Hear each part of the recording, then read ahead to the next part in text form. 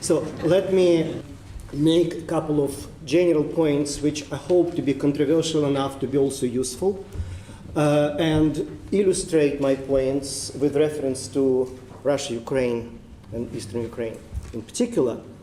My first point is that I think it would be useful for us to go sort of beyond the reference to institutional forms of religion, beyond seeing religion and beliefs as not necessarily compatible with secular beliefs. Because what I find, for example, in my research, that you can rarely find purely religious beliefs or purely religious commitments that are mixed with secular commitments, which are and beliefs which are also sacralized very often. And my second point, I'd like to suggest that we should focus more on the role of religious innovation, which very often grows from this sort of ambient phase, its impact in politics.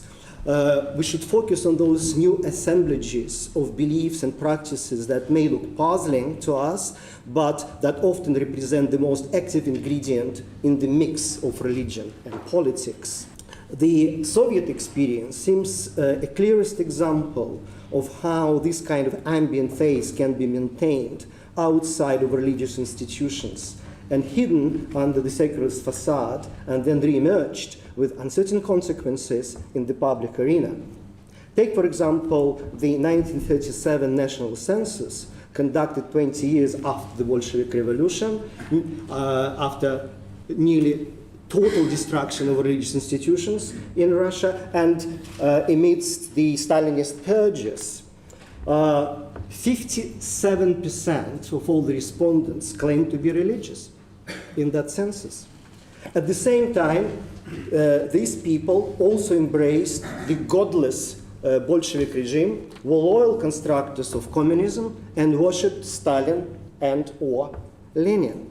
In my life, an early cue to this puzzling mixture came actually from my grandma, who once said, in a positive sense, "And God sent us Lenin." It was an uncanny comment on the fact that in people's private worlds, lives, seemingly disparate traditionally religious and Soviet symbols, ideas, and practices were perfectly compatible. They were Russian, Orthodox, or Jewish, or Muslim communists, loyal to Lenin and Stalin or the Communist Party, and yet distinguishing themselves by reference to their ancestral religion.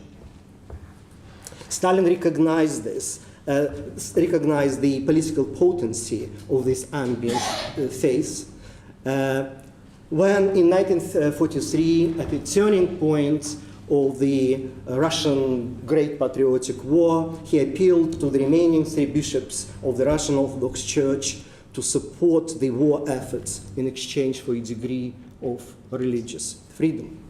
Close to our time, Alexander Lukashenko, the Belarusian president, famously described himself as an Orthodox Christian atheist.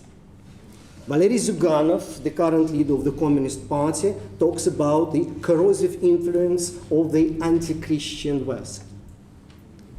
This last example shows that this faith, embedded in time and place, can also be invoked by politicians to link religious belonging and political loyalty. Thus,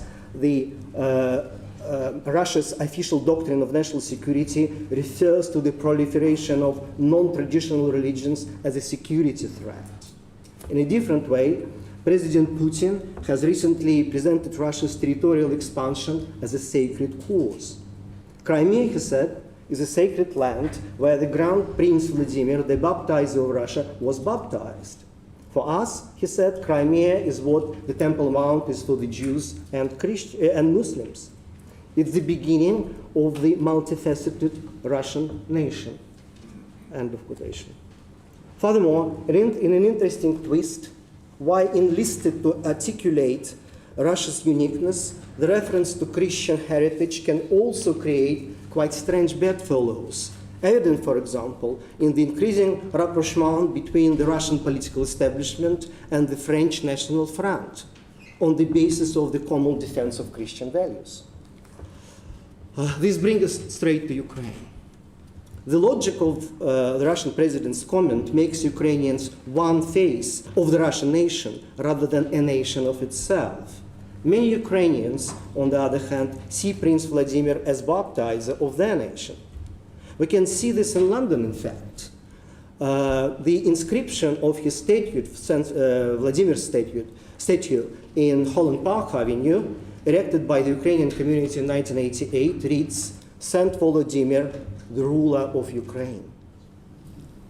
Ambient faith that thus becomes not only a source of national unity, but also a matter of cultural and political contention.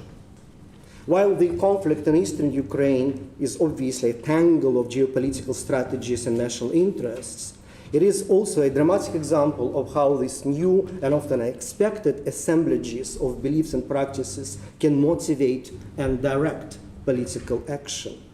Take, for example, so-called New Eurasianism.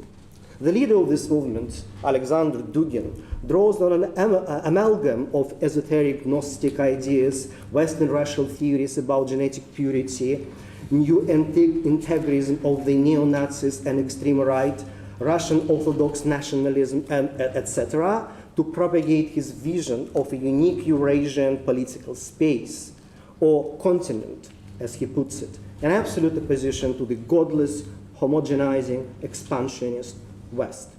His latest book is tellingly called Ukraine, My War, as he sees conquering Novorossiya, the territory comprising eastern and southern Ukraine, as part of his grand vision. The concept of Novorossiya is mainstream in Russian politics now. Also, Alexander Borodai, his follower, Dugin's follower, was the first prime minister of the People's Republic of Donetsk, the separatist republic. Yet, those motivated by Dugin fight alongside the self-proclaimed Russian Orthodox Army. I have to stress its very tenuous connection to the Russian Orthodox Church, and the army is also known for its brutality towards everything they consider insufficiently Russian Orthodox, including Protestant pastors. So you've got here a minority group acting on behalf of the majority to persecute, to exert violence on a Christian minority, Christian group. Next to them are the National Bolsheviks, post-Soviet ultra-nationalists who worship Stalin, but recently turned defendants of Russian Orthodoxy. And if you wish to be confused even further, among those fighting for Novorossiya is also a small group of Ukrainian Nazis who see Putin's stance against the pro-Western Ukrainian government as a common cause against the liberal, permissive West.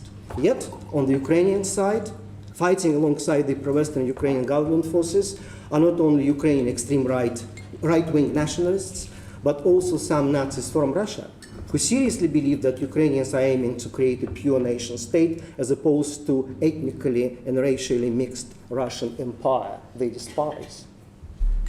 These multiple confusions, I'm concluding, however, have their logic.